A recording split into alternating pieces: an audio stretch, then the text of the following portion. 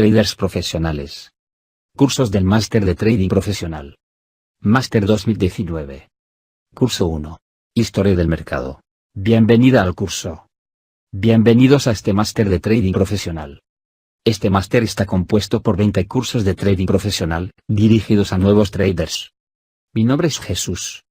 Soy uno de los profesores avatares de traders profesionales. Y es un enorme placer para mí, estar hoy aquí con todos vosotros. Hoy os vamos a presentar, el primer curso, del Máster de Trading Profesional.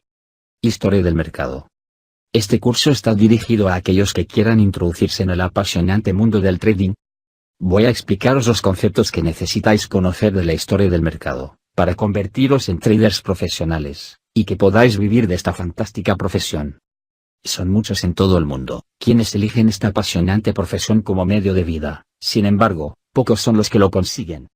El desarrollo de la tecnología informática, ha permitido el acceso a los mercados de muchos profesionales, que antes solo podían acceder a través de brokers, o sociedades especializadas. El desarrollo de cualquier profesión requiere un aprendizaje. Y convertirse en profesional requiere un largo camino. Llegar a ser un trader consistente, no es algo que se consiga en un par de meses, requiere constancia y estudio. El primer paso ya lo has dado, ahora te espera un apasionante camino que recorreremos contigo, hasta que alcances la consistencia. Presentación del curso. Con este curso queremos desmitificar la sombra que existe en Europa sobre el trading. En Estados Unidos millones de nuevos traders acceden al proceso de trading todos los años. Sin embargo, en Europa el número de nuevos traders es muy pequeño. El objeto de este curso es enseñaros desde el primer día cómo operar en el mercado, y habituar vuestra mente, poco a poco, a adaptarse a este proceso. Imaginaos un partido de fútbol en el que vosotros decidís cuándo empieza el partido, y cuándo acaba. Pues así funciona el trading. Veamos a continuación la similitud. Supongamos que habéis decidido empezar el partido en este momento. Esto equivale a que habéis abierto una posición en el mercado. Cuando han pasado 15 minutos de partido marcáis un gol. Esto equivale a que vuestra posición en el mercado está en verde, es decir que ganáis dinero. Ahora decidís que el partido se ha acabado, y por tanto sois vencedores. Esto equivale a cerrar la posición en el mercado, y recoger beneficios. El trading consiste en comprar un stock a un precio, para vender posteriormente el stock a un precio superior, y obtener un beneficio. A esta operación de compra, se la denomina también, operación en largo. De forma análoga, el trading consiste en vender un stock a un precio, para luego comprar a un nivel de precio inferior y obtener un beneficio. A esta operación de venta, se la denomina también, operación en corto. El proceso de trading consistente, tiene por objeto que el trader gane dinero. Para ello el trader debe ser consistente. Por eso el objeto fundamental de este curso es comenzar a recorrer este camino contigo, que nos permitirá al final de este, obtener que alcances la consistencia. La consistencia significa que el balance de nuestra cuenta de trading siempre es positivo. Es decir, que el beneficio de nuestras operaciones ganadoras es superior a la pérdida de nuestras operaciones perdedoras. Es el mismo proceso que el que realiza cualquier compañía, que desarrolla su actividad mediante compras y ventas de productos. Imaginaros la actividad de un supermercado, o de unos grandes almacenes. En todos los productos que compra a sus proveedores, el supermercado incrementa el precio de compra, e intenta vender el producto a ese nuevo precio.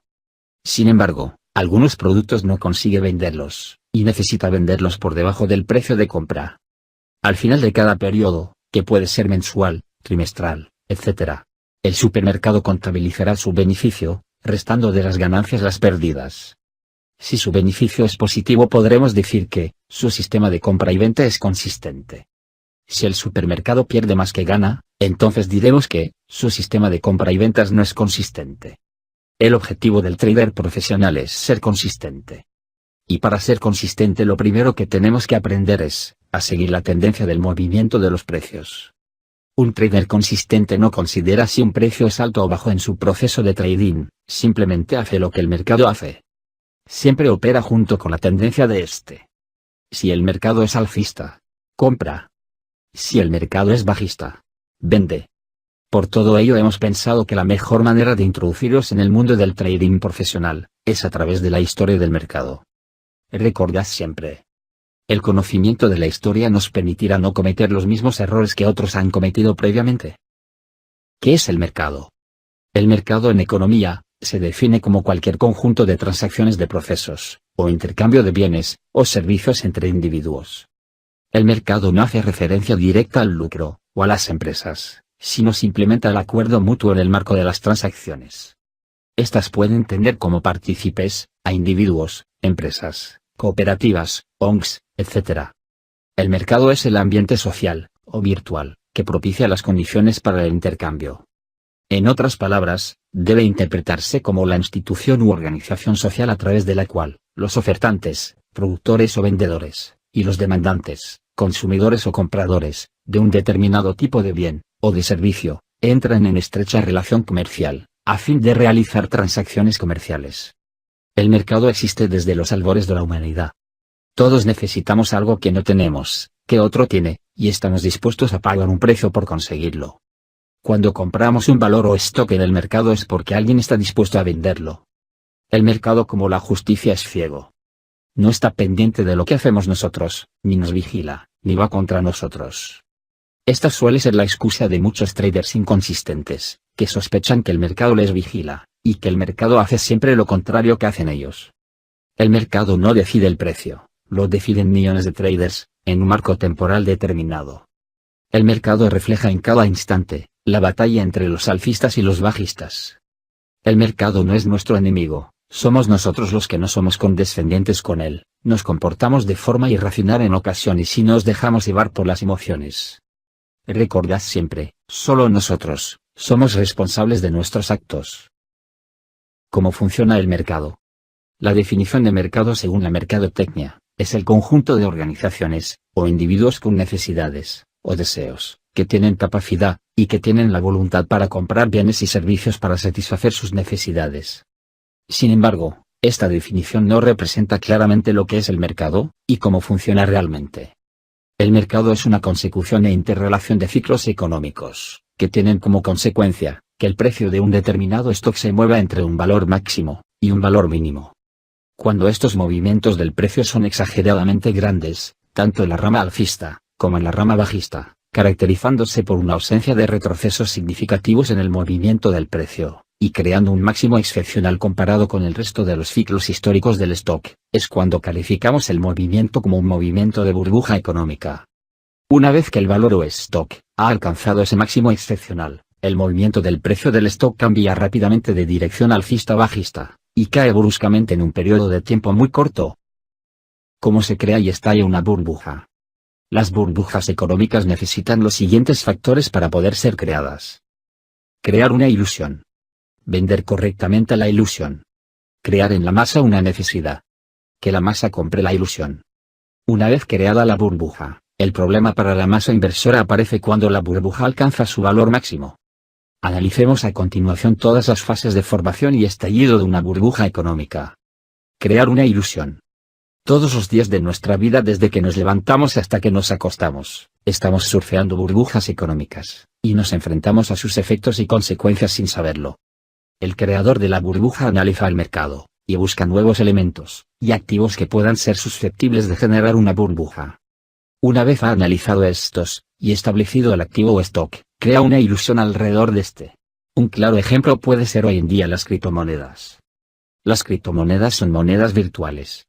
Pueden ser intercambiadas y operadas como cualquier otra divisa tradicional, pero están fuera del control de los gobiernos e instituciones financieras. Vender correctamente la ilusión.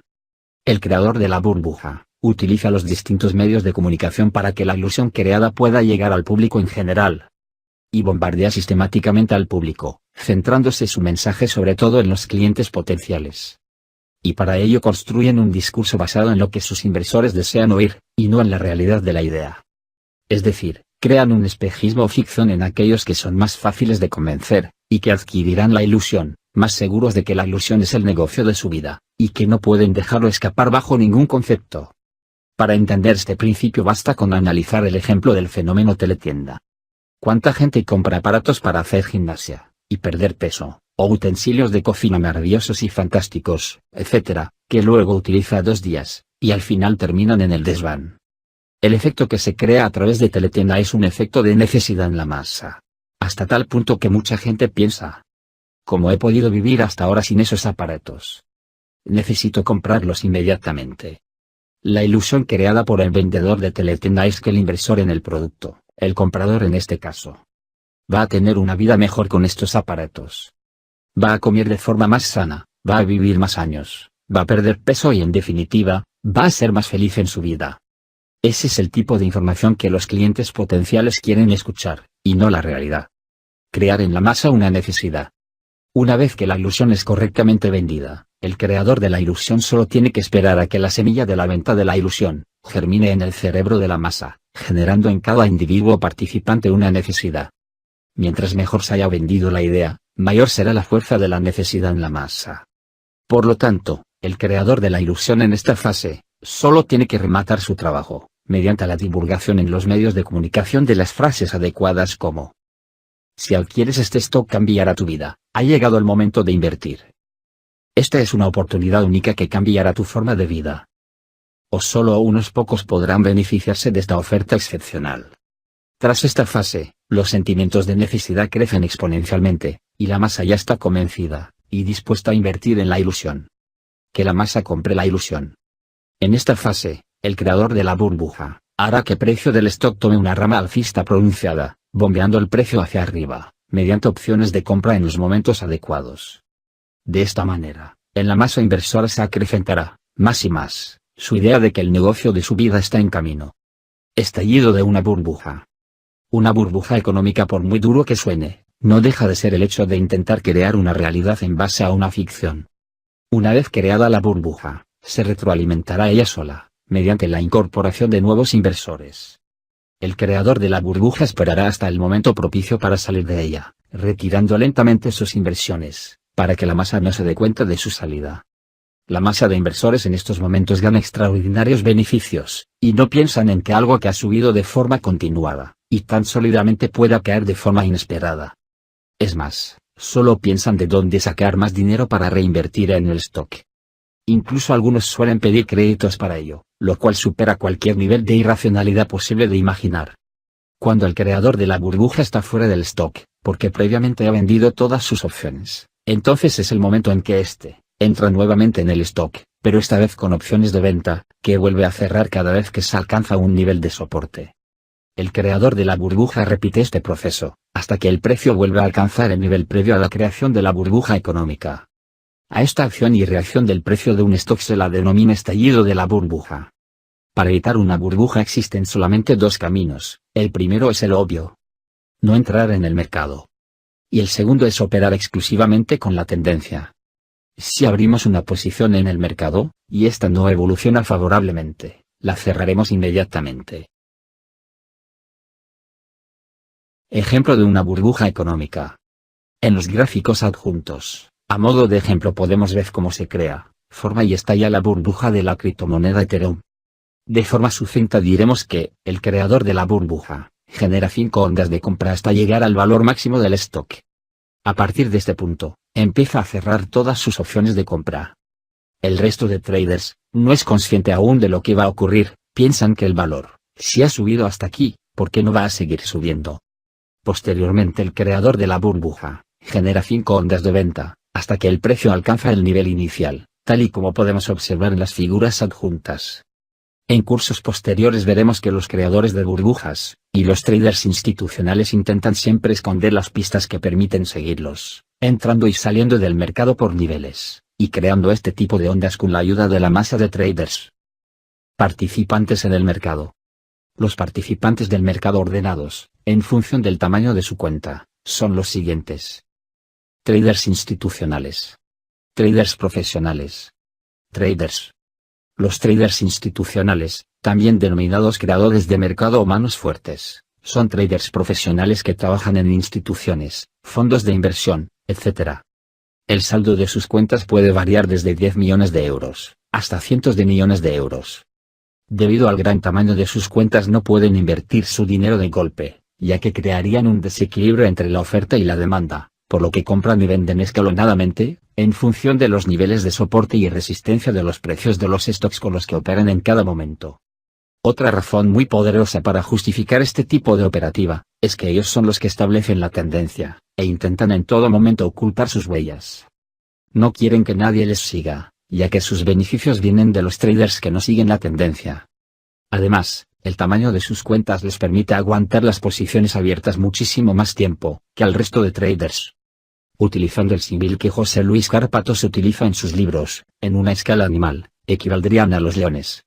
Los traders profesionales son todos aquellos que viven exclusivamente del trading, y que no pertenecen al grupo anterior. El saldo de sus cuentas puede variar entre 50.000 euros y 10 millones de euros. No todos los traders profesionales son consistentes, por ello, dentro de este grupo de traders profesionales se incluye un reducido grupo de traders profesionales consistentes. Este último grupo suele ser el 5% del número total de traders profesionales. Por último, el grupo de los traders está compuesto por inversores que se acercan al mercado sin formación adecuada en busca de beneficios. Sus cuentas son pequeñas, entre 2.000 y 50.000 euros. Se les denomina manos débiles, o como les define José Luis Cárpatos, gacelas. Son sin duda la comida de los leones.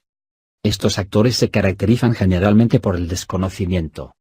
Sus entradas y salidas del mercado se basan en sus emociones, en consejos de terceros, etc., pero nunca en un sistema de trading consistente. Por lo tanto, solamente un 5% de los traders profesionales son consistentes. Aunque estudiaremos en detalle en cursos posteriores los errores más comunes en el proceso de trading. Básicamente la falta de consistencia se basa en uno o varios de los siguientes errores. Falta de formación adecuada. Falsas expectativas sobre la realidad del trading. Inconsistencia. Inapropiada gestión del riesgo. Carencia o incumplimiento de un trading plan. Sistema de trading inadecuado. Incumplimiento de las reglas de entrada y salida del mercado. Falta de control emocional. Impaciencia y precipitación. Miedo y retardo. Nerviosismo y descontrol del riesgo. Avaricia y sobreoperar en el mercado. Operar en periodos con volatilidad muy alta. Recordad siempre, solamente nosotros somos responsables de nuestros errores. Y por lo tanto debemos saber cómo corregirlos y cómo evitarlos. Para ello deberás entrenar tu psicología, y practicar las reglas que aquí te vamos a explicar, hasta que alcances la consistencia. Historia del mercado. Sería poco académico el empezar este máster, sin conocer la historia del mercado. Por ello vamos a realizar una rápida visita por su historia que nos permitirá entender cómo funciona actualmente el mercado, y cómo ha influido la psicología humana en el desarrollo de este. La historia del mercado, o del trading financiero, es una historia de burbujas. El viejo principio que aún hoy en día es utilizado por muchos traders e inversores es comprar cuando las materias primas, monedas o acciones estén baratas, y vender antes de que explote la burbuja. Este principio es claramente muy desafortunado. Un trader consistente no debe considerar jamás si un precio es alto o bajo en su proceso de trading, simplemente debe hacer lo que el mercado hace. Siempre debe operar junto con la tendencia de este. En la antigua Roma, el Forum Romanum se usaba como lugar de intercambio de monedas, bonos e inversiones, con muy poca regulación normativa y seguridad. Esta especulación sin trabas provocaba a menudo crisis monetarias, que al final llevarían al colapso del Imperio Romano. Hay varios casos documentados en la historia del mercado, de comportamientos especuladores e irracionales, que condujeron a escaladas de precios espectaculares, seguidas por cataclismos repentinos que afectaron profundamente a las economías nacionales, y en ocasiones a las economías mundiales. Una burbuja económica, también llamada burbuja especulativa, burbuja de mercado o burbuja financiera, es un fenómeno que se produce en los mercados, en buena parte debido a la especulación, y la avaricia de la masa de traders. Y se caracteriza por una subida anormal y prolongada del precio de un activo o producto, de forma que dicho precio se aleja cada vez más del valor real, o intrínseco del producto. El proceso especulativo y la avaricia de la masa, lleva a nuevos compradores a comprar con el fin de vender a un precio mayor en el futuro, lo que provoca una espiral de subida continua alejada de toda base factual. El precio del activo o stock alcanza niveles absurdamente altos, hasta que la burbuja acaba estallando, debido al inicio de la venta masiva del activo o stock, cuando realmente ya hay pocos compradores dispuestos a adquirirlo.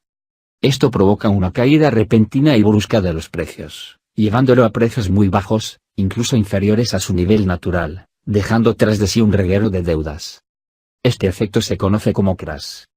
La burbuja económica es con frecuencia un fenómeno bursátil, que se presenta siempre que se negocian altos volúmenes a precios que difieren considerablemente de los valores intrínsecos.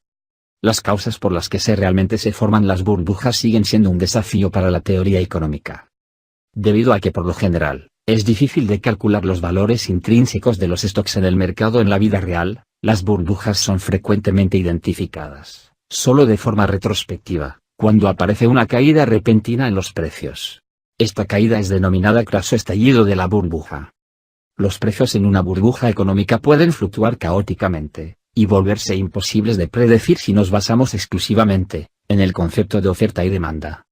Se suele considerar que las burbujas económicas son negativas porque conllevan una asignación inadecuada de recursos, destinándose una buena parte de ellos a fines improductivos como es la alimentación de la burbuja. Pero además, por si fuese poco, el crash con el que finaliza la burbuja económica puede destruir una gran cantidad de riqueza, y producir un malestar económico continuado, como ocurrió por ejemplo, con la tulipomanía holandesa, la Gran Depresión de los años 1930, y la burbuja inmobiliaria en Japón en los años 1990. Las burbujas financieras fueron estudiadas por Iman Minsky, quien en 1974, las vinculó al crédito, a las innovaciones tecnológicas, y a las variaciones del tipo de interés.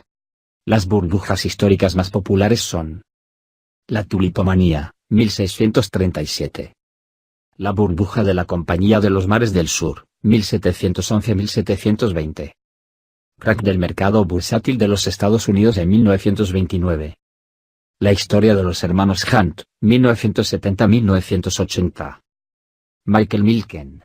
El rey de los bonos basura, 1970-1980. La historia del Long Term Capital, 1994-1998. El caso Enron, 1985-2001. El fraude de la compañía minera Brex, 1995-1997. La quiebra del Banco Baring, 1995. La burbuja de Internet en el Nasdaq, 1997-2000. La burbuja Madoff, 2008. En el libro del curso explicamos en profundidad cada una de ellas. Te rogamos que las estudies detenidamente para que puedas entender correctamente cómo se formaron, cómo estallaron, y cuáles fueron sus efectos. En este vídeo realizaremos exclusivamente una descripción sucinta de ellas. La tulipomanía, 1637. La tulipomanía o burbuja de los tulipanes, fue un periodo de euforia especulativa, que se produjo en los Países Bajos en el siglo XVII. El objeto de especulación fueron los bulbos de tulipán, cuyo precio alcanzó niveles desorbitados, dando lugar a una gran burbuja económica, y a una profunda crisis financiera. A su vez, y por razones que en aquel tiempo se desconocían, los tulipanes cultivados en Holanda sufrían variaciones en su apariencia, naciendo así los tulipanes multicolores e irrepetibles, lo que aumentaba su exotismo, y por tanto su precio. Hoy en día, se sabe que la causa de ese fenómeno era un parásito de la flor, el pulgón, que transmite un virus a la planta. En plena burbuja económica, un solo bulbo de tulipán llegó a ser vendido por el precio equivalente a 24 toneladas de trigo.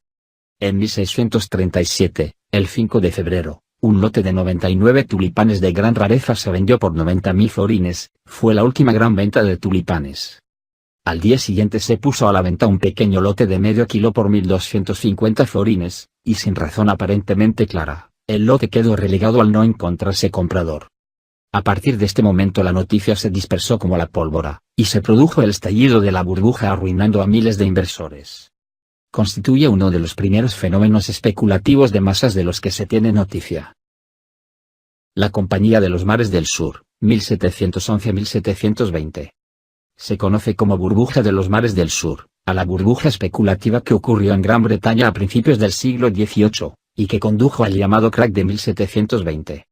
La burbuja especulativa se produjo alrededor de las acciones de la Compañía de los Mares del Sur, compañía de comercio internacional que ostentaba el monopolio del comercio británico con las colonias españolas de Sudamérica, y las Indias Occidentales. A principios de agosto de 1720 la cotización de la compañía alcanzó un nivel máximo de 1.000 libras, y la tendencia cambió bruscamente.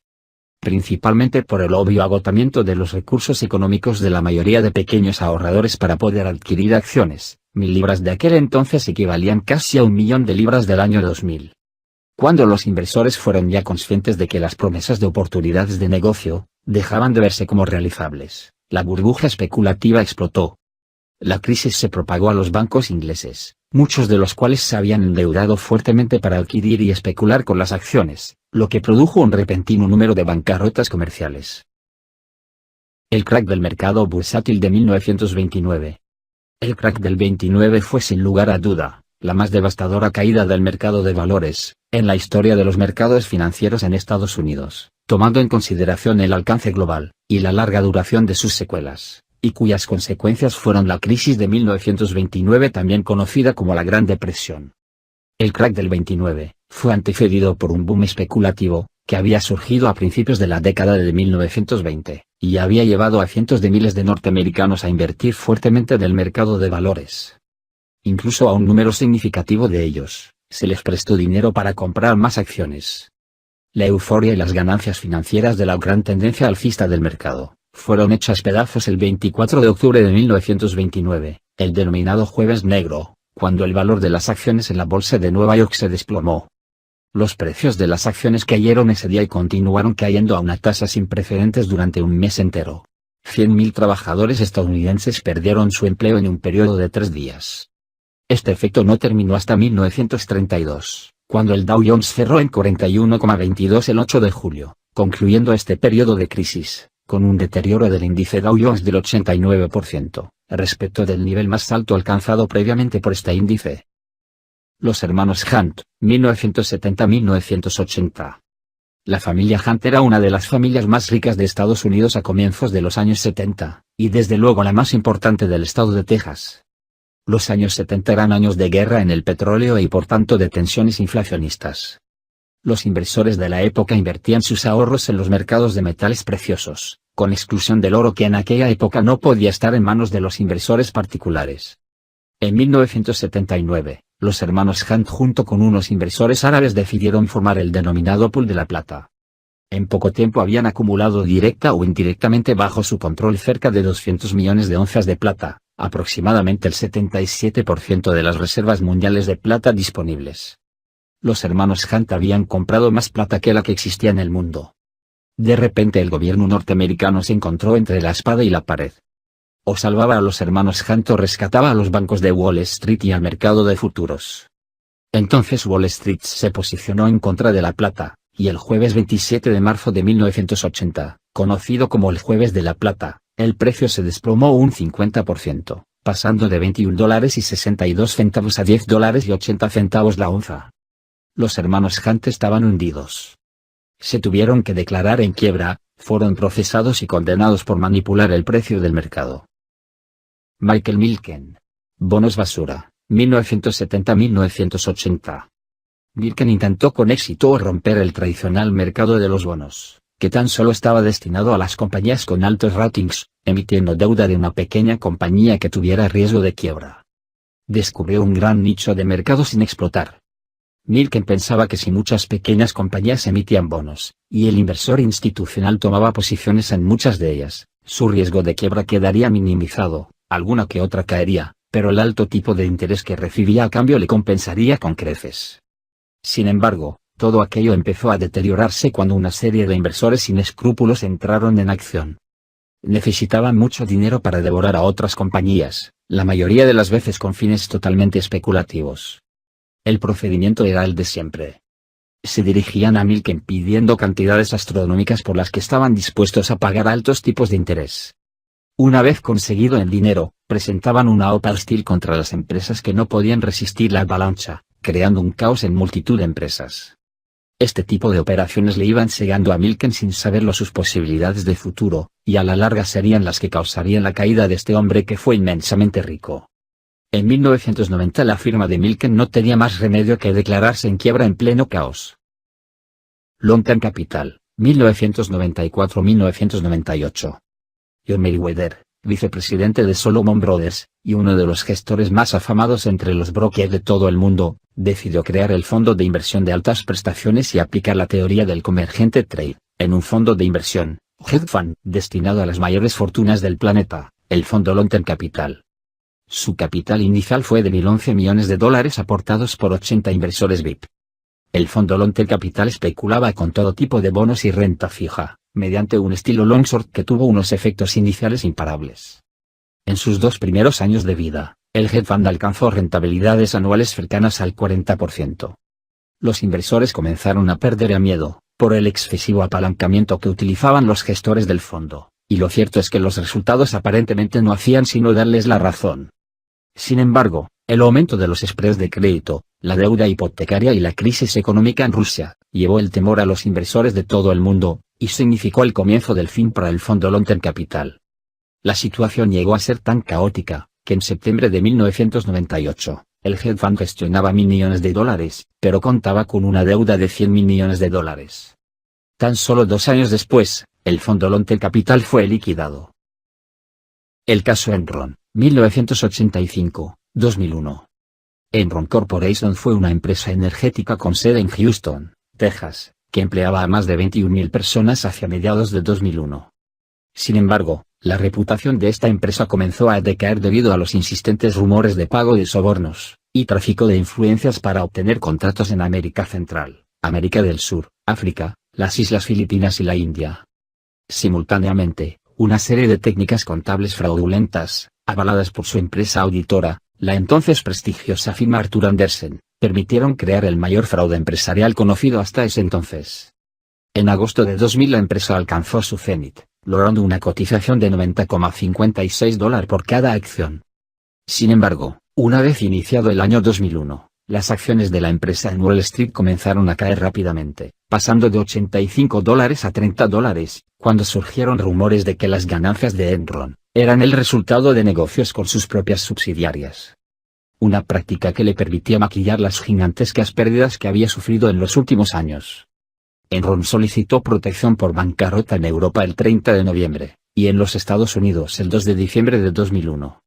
El 25 de mayo de 2006 fueron declarados culpables Kenneth Lai, presidente de Enron, y Jeffrey Skein, su exdirector ejecutivo, de conspiración para cometer fraudes.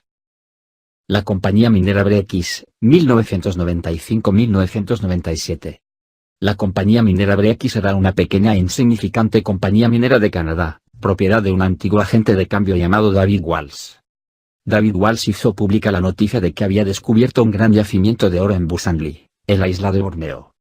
Walsh no solo se había inventado la noticia, sino que la exageró hasta el ridículo, afirmando que el yacimiento descubierto contenía el 8% de las reservas mundiales de oro, en total 6.500 toneladas. Para demostrar la veracidad de su hallazgo, mostraba unas muestras que consistían en vulgares piedras de la zona, a las que se les había añadido artificialmente restos de oro de otros lugares. Además, mediante pagos y comisiones, consiguió que el gobierno de Indonesia confirmara el yacimiento. El 6 de mayo de 1997, técnicos auditores independientes determinan que el yacimiento que pretendía ser el mayor hallazgo de oro de la historia, es prácticamente un pedazo de tierra sin valor en medio de la jungla de Borneo.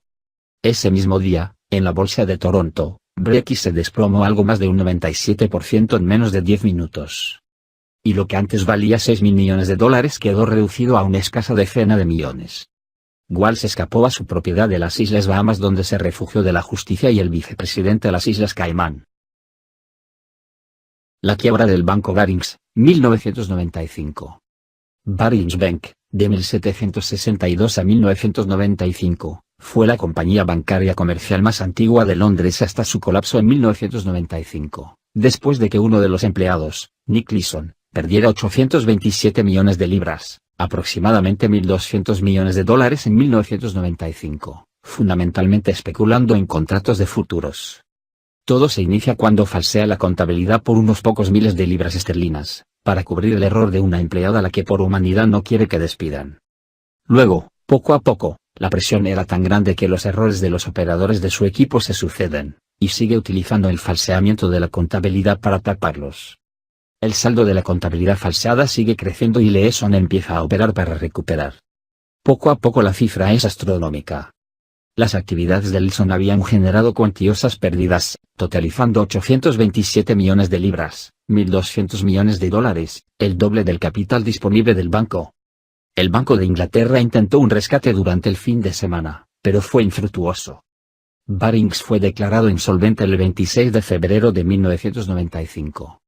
El colapso fue dramático, al haber sido repentinamente retenidos los bonos de sus empleados en el mundo entero. Las pérdidas de sus accionistas y clientes fueron dramáticas. Nick Leeson huyó de Singapur, pero fue arrestado en Alemania, y extraditado de nuevo a Singapur, donde lo condenaron por fraude, y fue encarcelado durante 6 años. Internet en el Nasdaq, 1997-2000. La burbuja de Internet o burbuja.com, es un término que se refiere a un periodo de crecimiento en los valores económicos de empresas vinculadas a Internet. Esta enorme corriente económica especulativa se desarrolló entre 1997 y 2001. Durante este periodo, las bolsas de valores de las naciones occidentales vieron un rápido aumento de su valor, debido fundamentalmente al avance de las empresas vinculadas al nuevo sector de Internet, y a la llamada nueva economía de Internet. Al pasar el tiempo, muchas de estas empresas quebraron o dejaron de operar. Como en todas las burbujas siempre existe un punto culminante máximo, el de esta fue en marzo de 2000, tras alcanzar el índice Nasdaq los 5.132 puntos. A partir de este momento la burbuja empieza a desinflarse, y es en 2001 cuando se desinfla a toda velocidad. La mayoría de las empresas .com cesaron sus actividades cuando no obtuvieron beneficios, y ya no disponían de más financiación. En total, el boom de las .com provocó $5 billones en pérdidas de valor de las empresas tecnológicas, desde marzo de 2000 a octubre de 2002, y en resumen millones de inversores arruinados. La burbuja Madoff, 2008. Madoff comienza a ver la oportunidad del asesoramiento de inversión empresarial, y en la década de los 60 fundó un fondo de cobertura financiero. La idea de crear un fondo de cobertura financiero, no es calificado como una estafa, pero sí el modo en cómo Madoff captó las inversiones, y distribuía los retornos. Madoff formó parte de los más respetados inversores de Wall Street, incluso llegó a ser el presidente del Nasdaq. Era una especie de guía y gurú de los hombres de negocios para el mundo de las finanzas. La lógica seguida por Madoff era sencilla y a la vez engañosa para sus clientes. Así, los clientes nuevos pagaban las rentabilidades esperadas de los antiguos. Este sistema piramidal es una mina de oro, siempre y cuando haya nuevas víctimas a las que engañar, que entren al juego, sean ambiciosas, y esperen altas rentabilidades a corto plazo. La estafa de Madoff quedó al descubierto, debido a la crisis económica y financiera mundial del 2008.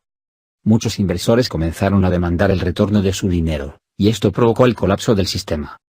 El día 11 de diciembre del 2008, Bernard Madoff es detenido, y declara que el fondo que administraba era un fraude, y que las pérdidas ascendían a unos $50.000 millones aproximadamente. Términos de mercado. Aunque intentaremos durante el desarrollo de los cursos, utilizar un idioma coloquial y fácil de entender por cualquier alumno, aparecerán en ocasiones algunos términos que quizás desconozcas. Por este motivo, hemos confeccionado un diccionario de términos de mercado. No necesitas estudiártelo, simplemente utilízalo como guía de referencia cuando no entiendas, o no conozcas, algún término que utilicemos durante los cursos.